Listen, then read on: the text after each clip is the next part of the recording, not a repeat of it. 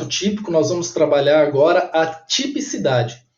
Nós vamos trabalhar a tipicidade formal, material e vamos trabalhar a tipicidade conglobante. Tudo bem? A tipicidade formal nada mais é do que o juízo de adequação da conduta a um tipo previsto em lei. Ou seja, a partir do momento que ocorre o processo legislativo, que está previsto na Constituição Federal, para que seja criado um tipo penal, ou seja, uma conduta criminosa que violou determinado bem jurídico, e que o Congresso Nacional entendeu que é uma conduta que deve ser tutelada, ou seja, deve ser utilizado o direito penal para punir aquela conduta, ocorre o quê? A tipicidade formal. Nós percebemos ela com a leitura dos dispositivos legais, que referem-se a determinados crimes, dizendo que determinada conduta é considerado determinado crime. Tudo bem? Então essa é a tipicidade formal. Ela pode ocorrer de forma imediata, quando há uma subsunção imediata no tipo. E qual seria o exemplo? Basta lermos um tipo penal, como, por exemplo, o artigo 155 do Código Penal, que fala do crime de furto, subtrair para si ou para outro bem alheio móvel.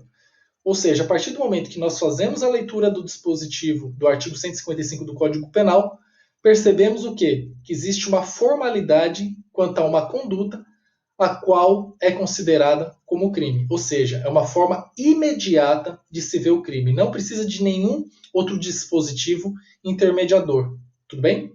Ou mediata, quando há uma norma de extensão, como é o caso do mencionado artigo 13, parágrafo 2º, que traz as situações de garante, aqui no nosso Código Penal, ou do artigo 14, inciso 2, ambos do Código Penal, ou seja, também na situação da tentativa, como também na situação do concurso de pessoas, que está previsto lá no artigo 29 do Código Penal.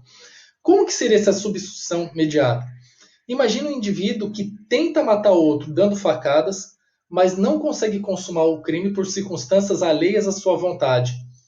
Nesse caso específico, nós não vamos achar no Código Penal, de forma escrita diretamente, tentativa de homicídio, ou o indivíduo falando assim, olha, tentar matar alguém.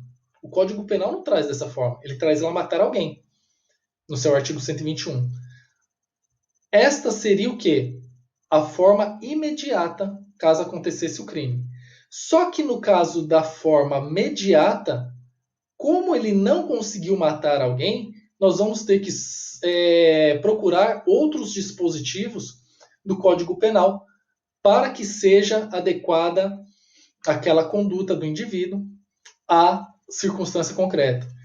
Aí, se formos ao artigo 14, inciso 2º do Código Penal, vamos ver que existe a previsão para a tentativa. Então, aquele dispositivo da parte geral será aplicado à parte especial e assim haverá a devida tipicidade formal, que seria através da forma mediata, ou seja, precisou do intermédio do artigo 14, inciso 2, nesse exemplo específico. Existe também a tipicidade material, que é aquela que lesiona um bem jurídico penalmente tutelado. É trabalhada quando nós estudamos, o princípio da insignificância. Ou seja, todo tipo penal tem que ter uma real lesão ao bem jurídico, que seja penalmente tutelado. Ou seja, lesões que sejam ínfimas, mesmo que eventualmente exista uma tipicidade formal, em tese não devem ser punidas pelo direito penal. Aí eu recomendo que assistam e leiam alguns materiais, inclusive do nosso site, sobre o princípio da insignificância. Tem vários julgados interessantes. Bom, pessoal, a tipicidade também ela pode ser conglobante. Quem trabalha muito essa tipicidade conglobante é o penalista Eugênio Raul Zaffaroni. Ele trabalha bastante essa tese aí da tipicidade conglobante. E nada mais é do que uma conduta antinormativa. O fato praticado pelo agente deve ser contrário ao ordenamento jurídico como um todo, certo? Como que é visto a tipicidade conglobante? Ela exclui a tipicidade formal e material? Não. Ela também analisa a tipicidade formal e a tipicidade material. Mas ela também enxerga sob a seguinte vertente. Fala, algumas condutas são permitidas pela sociedade. Estado permite determinadas condutas, certo? E essas condutas são socialmente aceitas, e muitas vezes até o Estado estimula esse tipo de conduta, não pode ser tipificado como crime. Ou aquela ação não pode ser considerada como típica. E aqui existem alguns exemplos que deixam bem claro a ideia da tipicidade conglobante, né? Como, por exemplo, o exercício regular de direito e estrito cumprimento do dever legal, situações que, em tese, seriam excludentes de licitude, que estariam previstas no segundo substrato do crime, quando estudamos a estrutura analítica do crime, são estudados lá nas excludentes de licitude, mas que aqui na tipicidade conglobante, elas já são antecipadas. Veja só, imagine uma luta de boxe. O Estado, ele incentiva o esporte? Sim. O boxe é um esporte devidamente regulamentado? Eu falo boxe, mas poderia ser qualquer luta. É um esporte devidamente regulamentado. Inclusive, tem regras desportivas que devem ser seguidas.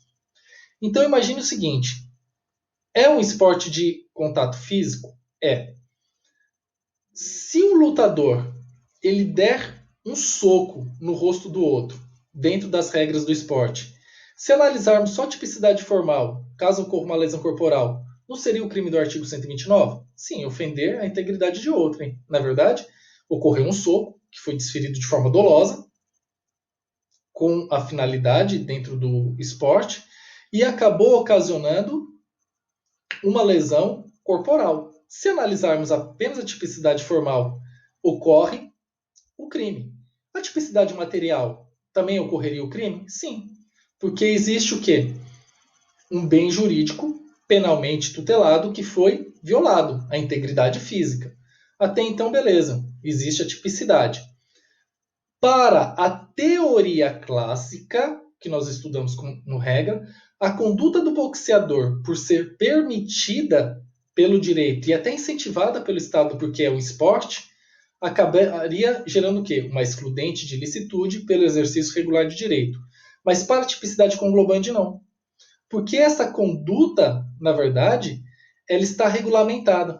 Por estar regulamentada, é incentivada pelo Estado e não é uma conduta antinormativa, ela deveria excluir a tipicidade e não a antijuridicidade. Então, a tipicidade conglobante entende que as condutas que são permitidas ou incentivadas pelo Estado, elas não devem ser consideradas típicas. Tudo bem? Então, a gente nem analisaria, nesse caso, o exercício regular de direito.